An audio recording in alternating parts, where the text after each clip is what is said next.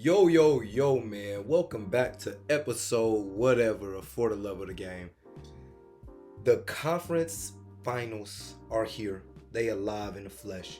You know what I'm saying? We've had blowouts, we've had comebacks, and we've had almost comebacks. And we're going to cover all of that next.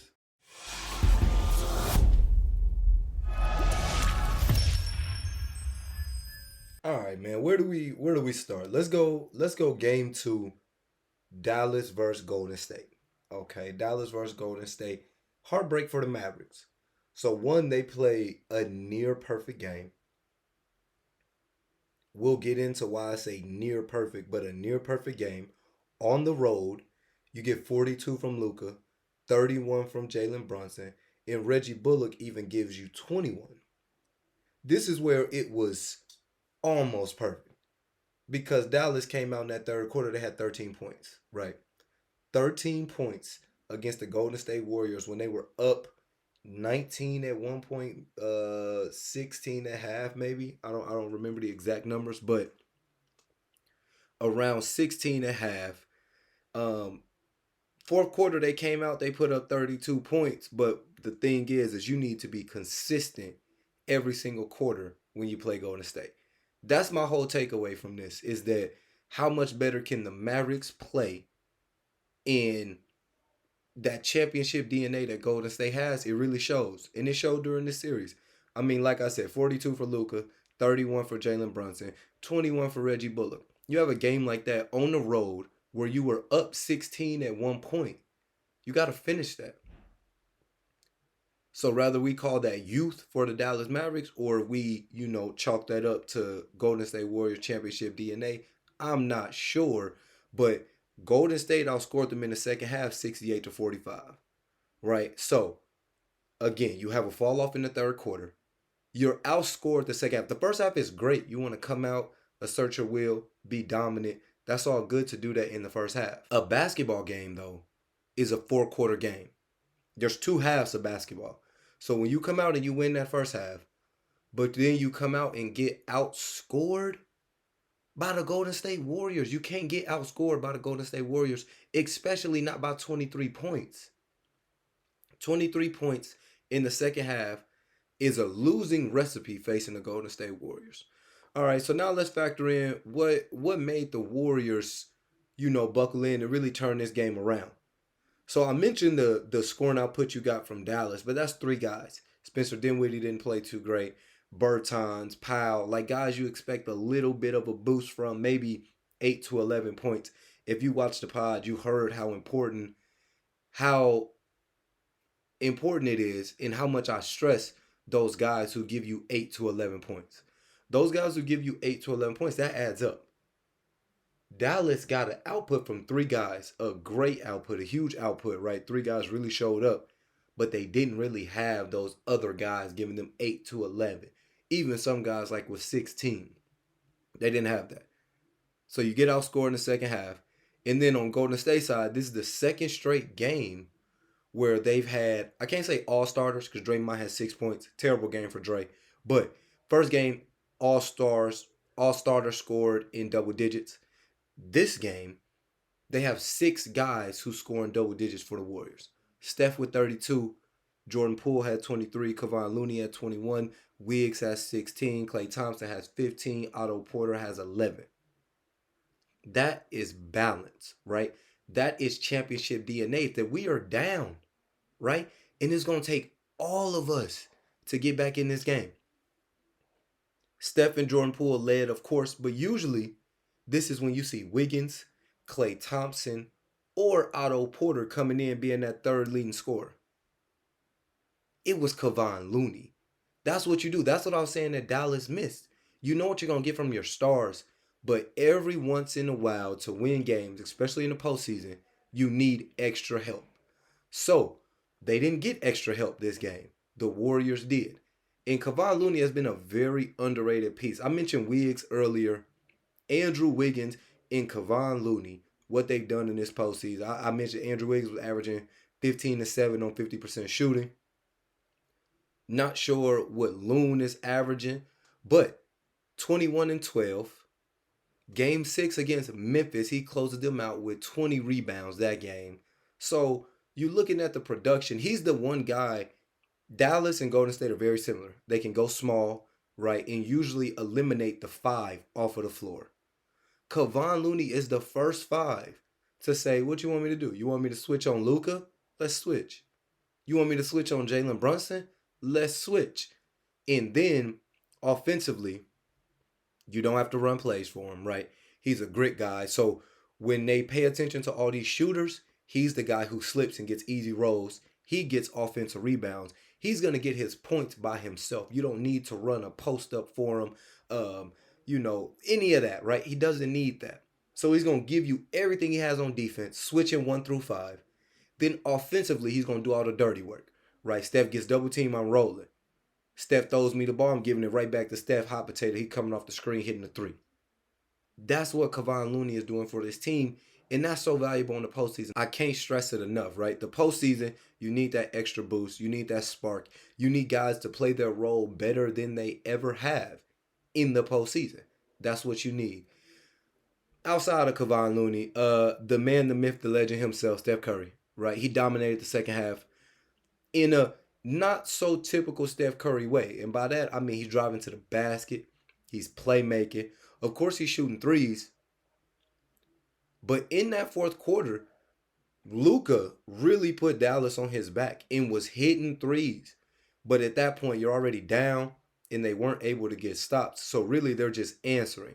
They score, Golden State scores, right? Luka hits a 3. Steph comes down full speed. He gets a layup. He got about like 2 layups back to back in the fourth of him being aggressive because they're watching the 3.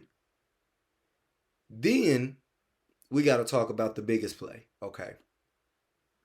To end the game, let's talk about the awareness, the confidence, and the confidence of Steph Curry on that last play. So to end the game, a pump fake, let Luka fly by. No discipline by Luka. You know what I'm saying?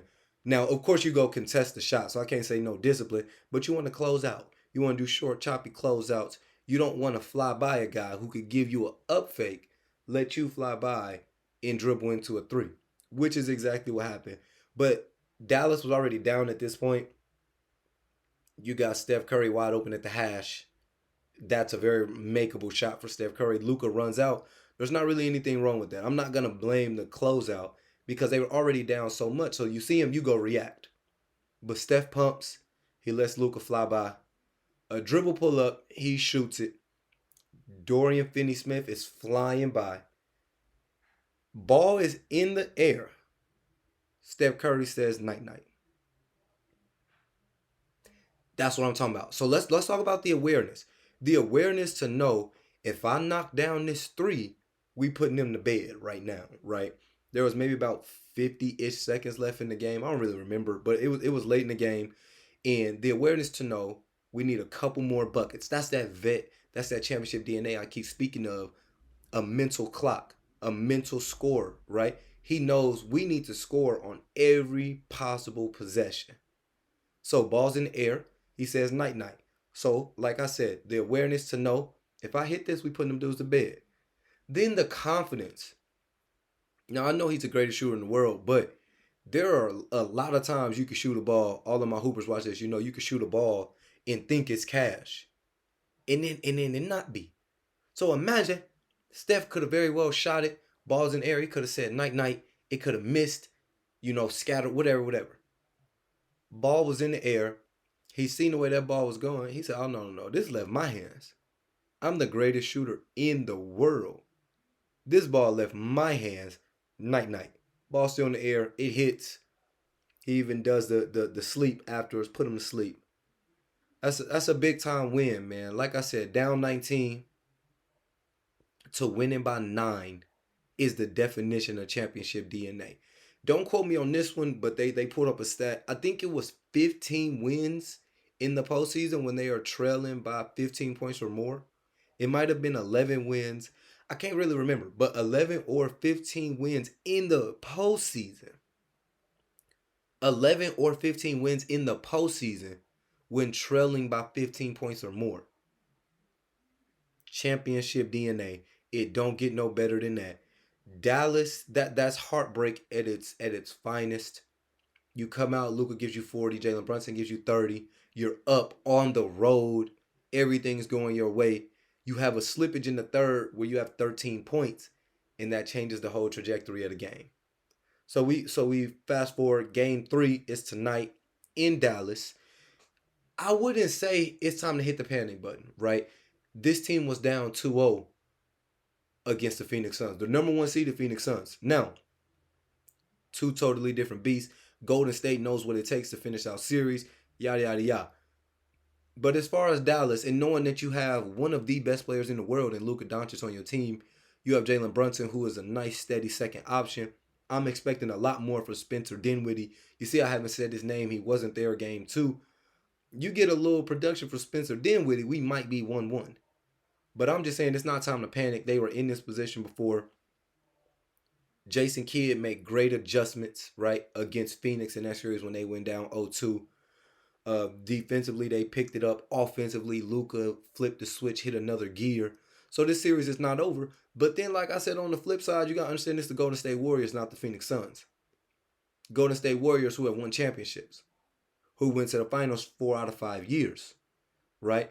Who close out teams when they need to close out teams. So at the same time, Dallas is playing with a little bit of fire. They need to figure out, this is a big game. Of course, you go down 0-3, that's pretty much it. You go, you win a game and it's 2-1. You got a little bit of life, especially having the confidence y'all just had from the previous round. So this series is far from over. A series ain't a series until somebody went on the road. We've heard that all postseason, all our lives, really. So I'm still taking Golden State in 5. That means Dallas will get a game. If I had to put my money on it, I would say Golden State wins tonight. Dallas gets the next game. Golden State finishes it at the crib in 5. That's just me. We could see Luka go nuclear and hit another level. We'll see. On to the Eastern Conference, right? So the Eastern Conference games 1 and 2 have been day and night, right? Like they have been day and night. Game 1, Heat beat up on the Celtics. Okay. Game 2, Celtics beat up on the Heat. In fact, the Heat were up 8-18 at one point. At one point early in the first quarter, they were up 8-18. After that, Boston pretty much led by 30, right? It was also Boston's first game back healthy. Game 1, they weren't healthy. No Marcus Smart, no Al Horford. They had Rob Williams. Rob Williams has been in and out the lineup. But games 1 and 2, no Marcus Smart, no Al Horford. Not games 1 and 2, just game 1. Game 2, they come back. You got Marcus Smart. You got Al Horford. You got Robert Williams. Game 2, Miami was also off. Mind you, they have no Kyle Lowry. The injuries in this series are wild. And then, of course, we're going to talk about the injuries in Game 3 alone. But this series is so iffy because is Robert Williams going to play? Is Kyle Lowry going to play? Is Jimmy Butler going to play? Like, there are so many injuries going on in this series, so it's really hard to gauge and hard to figure out who you need to prep for. But Game 2, Jimmy Butler was the only bright spot for Miami. He had 29. Next highest score was 14. You factor that in with a poor Bam Adebayo, no Kyle Lowry. That was a recipe for a loss, especially considering Tatum had 27, Marcus Smart and Jaylen Brown had 24, Grant Williams had 19. So all around, it was a tale of two tapes, right? Everything is going Boston's way. Nothing is going Miami's way. Boston was up 30 literally the whole game. Okay. So that's game 2, right? Game 3 was a beauty. Game 3 was everything playoff basketball is supposed to be. You know what I mean? There was grit, right? Everybody's diving on loose balls. The defense was top notch on both ends, right? On both ends, because Miami got out to a great start. That second half was all Boston. First half was all Miami. Second half was all Boston. So the defense of both teams picked up. There were comebacks, right? The score and injuries. There were overcoming runs, right? So for Miami, relinquishing a lead, being up 27 at one point. Boston cuts it all the way to 3. That's playoff basketball about Miami being able to still take that game. And then after the third quarter was so crazy, right? Somehow, I can't remember what the lead was, but Boston goes on a crazy run in the third quarter. Miami answers that crazy run in the third quarter. And it's like you look at the score, and Miami's good. They're back exactly where they were. So many times this game looked out of reach for Boston, and they kept fighting back. They kept fighting back. But Bam Adebayo was a little much for Boston to contain. And we talking about from the tip off. He came out, first off, Miami was 6 for 6 to start the game. He came out, he had like an early 8 points. He might have had like 14 in the first quarter. And he finished with 31 points, 10 rebounds, 6 assists. They made a conscious effort to abuse that Al Horford matchup. Now, that is a matchup they should have been attacking.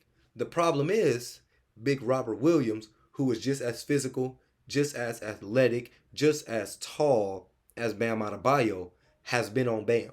So when you match a guy who can mirror a guy and actually has a couple more inches on him, that matchup is going to favor Robert Williams, right? So Bam Adebayo first 2 games was not there. He wasn't hot. He come out 31, 10, and 6. Answer every run.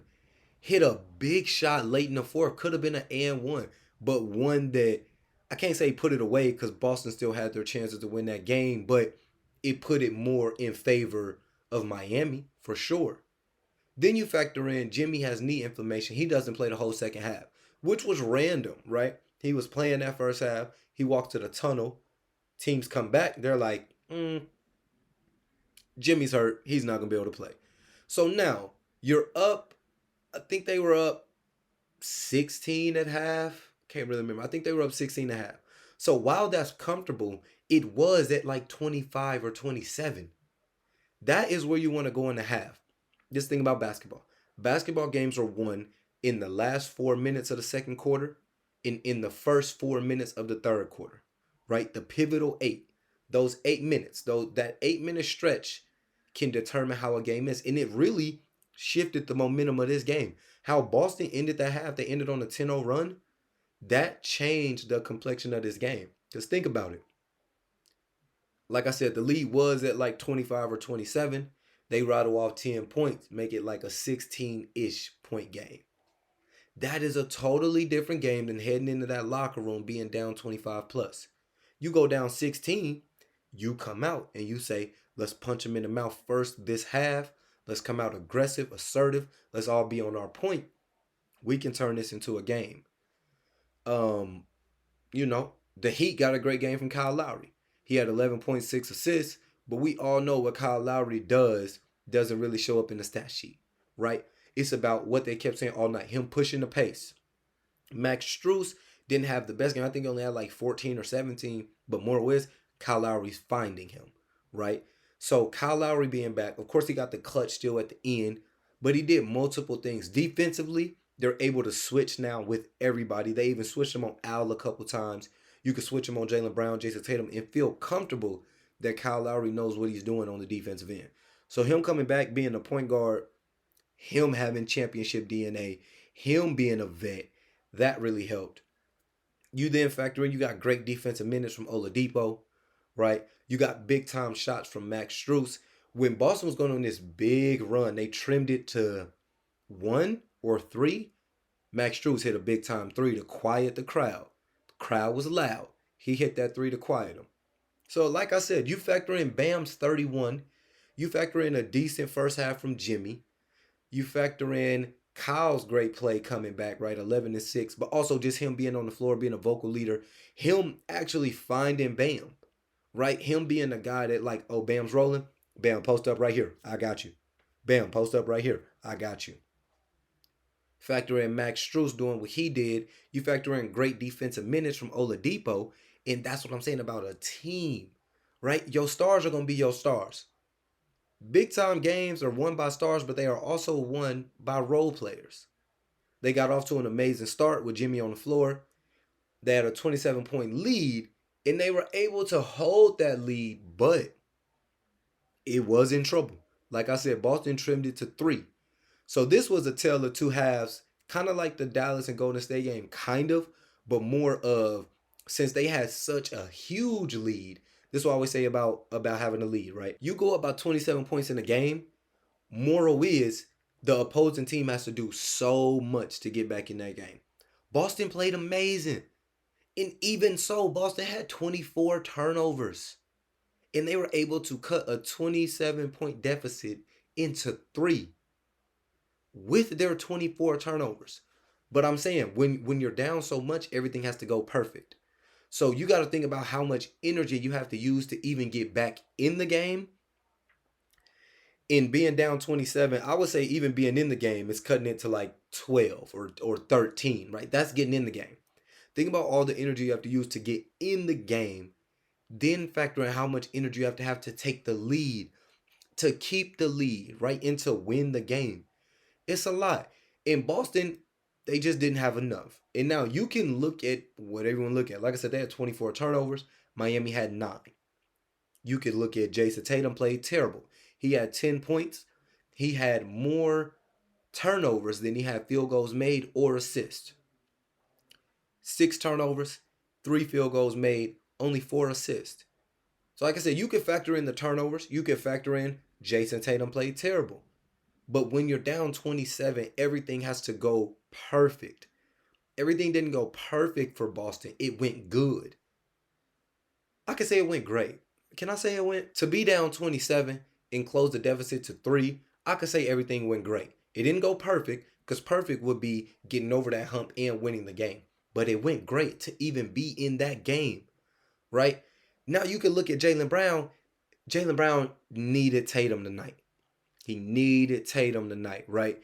Because Jaylen Brown had 40 and he only missed 6 shots. And while Jaylen Brown this postseason, or this round, I should say, he's averaging 24 and 9. Those numbers probably just went up since he had a 40 ball. But he's averaging 24 and 9. And I keep mentioning the 9, that's rebounds. But this is the Eastern Conference Finals. So to me, the 24 is good, right? Because that's what Jaylen Brown's going to do. He's your second best player on that team. That's what he's supposed to do. The 9 rebounds are the big part because Miami, they're a gritty team. They're going to fight for loose balls. They're going to crash the defensive and offensive glass. So to me, if your shooting guard is averaging 9 rebounds, that means they really put an emphasis on hitting the glass hard. And they've checked all the boxes. Jaylen Brown has 40. Al Horford has 20. Marcus Smart has 16. Very similar to the Mavericks. You got your production from your 3 players. You really are just missing Tatum's input. 20 and 14 or 10 from Al Horford. Al Horford's been amazing, dog. I might need to make a whole separate video on Al Horford alone this postseason because he has turned back the clock. Marcus Smart, 16 points, coming off that bad ankle sprain. Tatum with 10, more turnovers and field goals made, more turnovers and assists. In a game where you have the possibility to go up 2-1. It's not over, right? Of course not, because you've seen the Miami Heat have only led for 2 out of the potential 12 quarters, bro. 2 of them. Call it championship DNA. Call it Boston is folding. But if you're Boston, you love the position you're in. You are able to hawk them down from down 27. They have only led for 2 out of the 12 quarters. You could probably bank on Tatum not having that bad of a game again. You down 2-1 in the series, but like I said, you really got to like where you at if you Boston. And shout out Tatum and Marcus Smart, dog. That's what the playoffs are about. You know what I'm saying? Marcus Smart really rolled his ankle on that one. Not only did he roll it, then someone fell on it. Just a bad roll. You see him screaming in pain. He limped to the locker room. They would put a little weight on it. He was back there for a couple possessions, dog. A couple possessions. He ran back out. First off, I got many chills watching it. I really did because he limped out, right? As he's running, he still got a limp on him. Marcus Smart still has a limp on him. He comes out. TD Garden erupts. It goes crazy. He checks in. Pump fake. Sidestep 3. Cuts the margin to 10. At this point, all momentum is heading Boston's way. Then Tatum gets hurt late in the game. Tatum gets hurt with like 4 minutes. Now all eyes are on Jaylen Brown. Like, hey, we gotta close this game without Tatum. He was laying on the ground in pain. His shoulder was hurting. He was able. It was really stiff at first. He was able to move it on his way to the locker room. Tatum come back out a couple possessions later. I'm talking about these dudes are missing like 2 to 3 possessions, dog. Like, that's the playoffs, though, man. That's grit. That's will. That is by any means necessary. We gonna finish this game and we want to win. Shout out Tatum and Marcus Smart, dog, for playing through injuries. They couldn't get the dub, but that go a long way in your city. That goes a long way with your teammates. Tatum could have 10 points, but the fact that he was hurt, laying on the ground, went to the locker room, came back, you know what I mean? That goes a long way. So, hey, like if you're Boston, you got to feel good where you at in this series. I still got Boston in 7. Miami's the only team to have more wins than losses every single month this season, so it's not going to be no cakewalk. Miami 2 years ago were just in the finals. You just picked up a champion in PJ Tucker last season. Picked up Kyle Lowry, who was a champion 3 years ago, right? Maybe about 3 years ago, 4 years ago. So they got championship DNA on that team. I don't put nothing past Miami, but I'll take Boston. Big thing we need to look at is that Bam Adebayo matchup. If Robert Williams, who is dealing with a left meniscus injury, got surgery but came back really early to be able to play in this postseason. So let me throw Robert Williams in that category. Although he didn't come back that game, he's been in and out the lineup. And there's nothing but the fact that he's hurt. That man's meniscus is hurt. His knee that he jumps off of to block shots, catch oops, rebound. And those are the 3 things they ask him to do. And that knee is eating that man up. But he'll give you about 2 games, then he'll be out for some games. But moral is, when he's on the floor, you're getting great minutes from Robert Williams. I said that in my last video. He gave him great minutes in game 2. This series is more interesting than Golden State. Well, not score-wise, but as far as this game, and maybe if game 3 is a little bit of what we can expect moving forward, I'll take that. But the talent, the interesting star-studded matchup is over in the West with Steph versus Luka. But this ain't no cakewalk, man. But like I said, give me Golden State in 5. Give me Boston in 7. I appreciate y'all for watching, man. We got game 3 tonight. Golden State versus Dallas. This is recorded on a Sunday. Y'all be seeing this on Monday. So we don't know what's going to happen. I've already given my input on what will happen. But as always, man, I appreciate y'all for watching. Leave a like. Subscribe to the channel. I'll see y'all on Monday. Peace.